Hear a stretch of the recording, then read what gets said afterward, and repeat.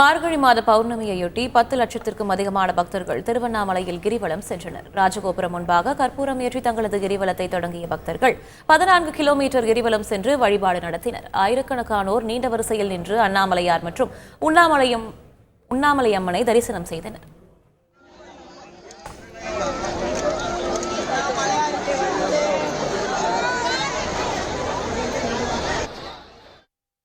தமிழகத்தில் பல்வேறு சிவாலயங்களில் ஆருத்ரா தரிசன விழா விமரிசையாக கொண்டாடப்பட்டது. அந்த காட்சிகளை தற்போது பார்க்கலாம்.